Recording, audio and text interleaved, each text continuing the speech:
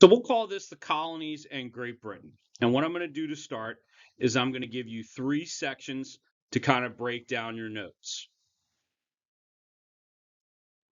Those 3 sections are Great Britain and its colonies, the agricultural South, and the commercial North. And how people talk about the colonies to divide them up can be different. Sometimes they put them into 3 regions that are pretty similar, the North, the Mid-Atlantic states, and the Southern states.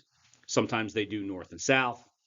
That's called generalization.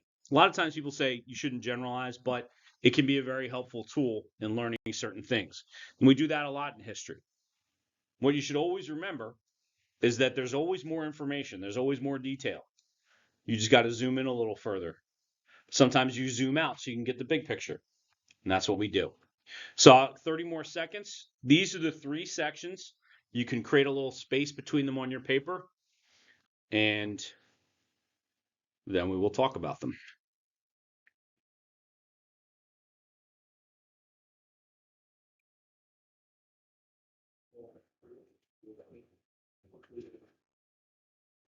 Might spill out tomorrow. See how it goes. Okay.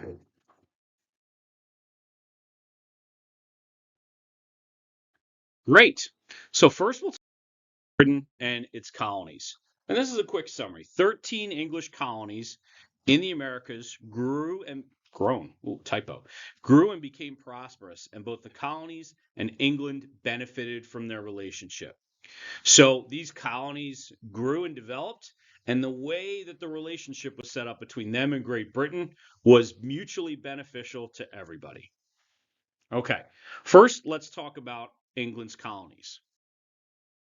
By the mid 1700s, England had many colonies in North America, including the 13 that would become the first states. The reason the Canadian colonies are a little bit different, those were primarily French, and then the British conquered them in a war called the French and Indian War, or the War of 1812. Let's talk about the relationship between the Great Britain and the colonies. The colonies benefited from access to English goods. In England, they were manufacturing all sorts of useful things. They were importing lots of things. And then England, or we'll say Great Britain, then essentially sold those to the colonies. And the colonies loved that. They loved tea. They loved many of the manufactured tools that they received. Pretty much most of the good clothing came from Great Britain, cloth really. And so they really loved that. And the second thing that they loved is the protection of the British Empire. Lots of things, but the 2 things we'll focus on is the protection of the British government. Great Britain had a very powerful navy at that time, and the colonies could count on that Great Britain would use its power to protect them, because Great Britain wanted those colonies protected because they generated a lot of wealth. Great Britain benefited from access to colonial raw materials. Okay, what are we talking about here? Well, things like timber, which is essentially wood. The British needed this for their ships, and the colonies had a lot of forests that just had never been touched by anyone who was chopping down trees, essentially. Fisheries. The British liked that the colonies gave them access to various areas that were filled with fish to eat. There was fur trapping out in the northwestern area of the colonies, and that was relatively inexpensive. And England really liked that. And the other thing, kind of going with the first part that England liked, was the ability to sell products to the colonies. And so this was a really mutually beneficial relationship.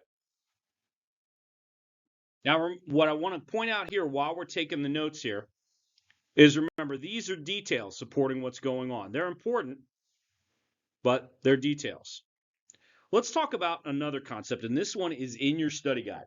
So if you write this down, it's going to be, and that is called mercantilism or mercantilism. You can say it really either way. This describes the relationship between Great Britain and the colonies. And here's what it basically sums up to. For essentially most of the time that Great Britain and the colonies traded with each other, they sort of only traded with each other.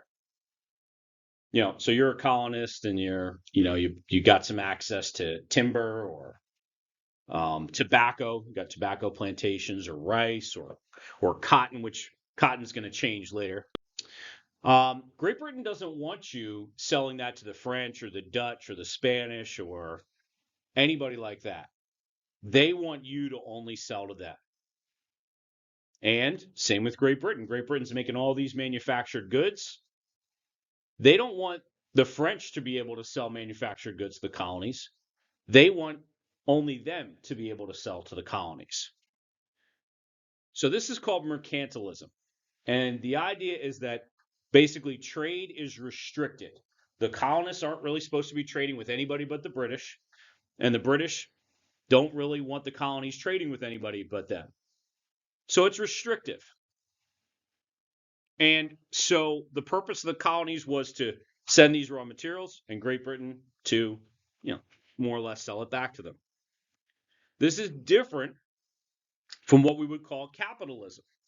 And what's happening is in many cases, the colonies, all right, they like this, but there's some who say, I can get a better price from the French in Canada, or I can get a better price from the Dutch if I sell this product.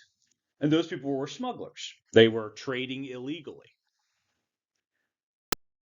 The laws that backed up this mercantilism were called the Navigation Acts.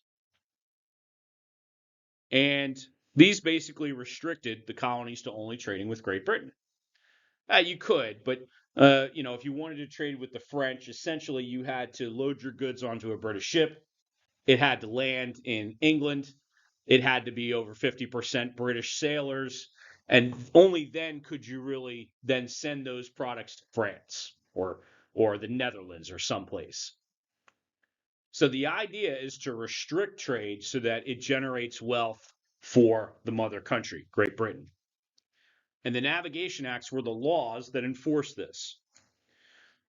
But we don't need to go into all the details of them. But those who defied the Navigation Acts were smugglers. They were trading illegally.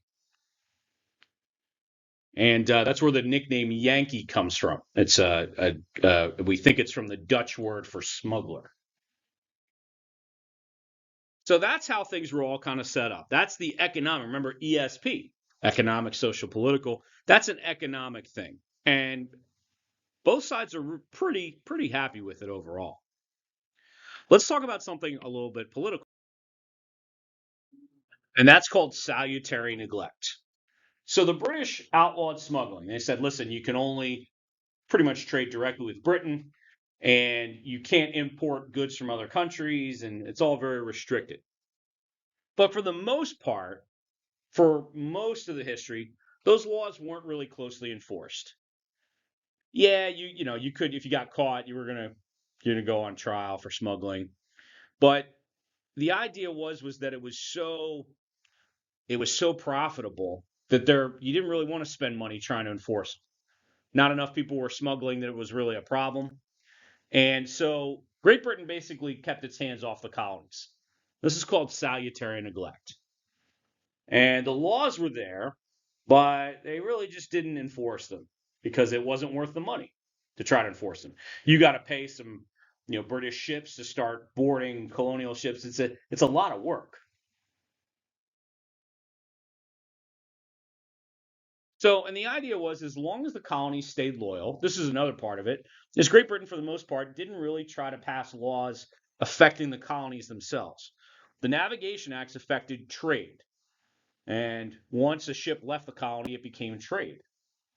But for the most part, the British didn't really pass laws onto the colonies themselves. They didn't, say, tax the colonies directly. They made money off of taxes on trade. So once you started trading, then you had to pay a tax. And that generated a lot of money for Great Britain. And what happened is essentially all of the colonies developed their own governments. One was the Virginia House of Burgesses. That was a pretty famous one. And from early on, the colonies essentially governed themselves.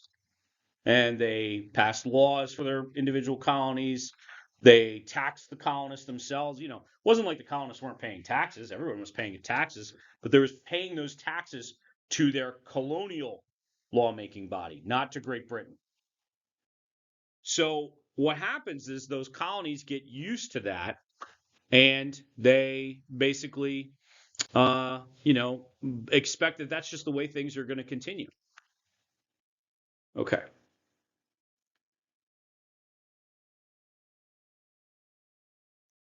think what I'm going to do is I'm going to stop there, and we're going to do the other two tomorrow. Okay. Which is probably going to bump the assessment. But I'm going to stop there because I won't be able to finish the whole thing, and I don't want to start the next section. All right.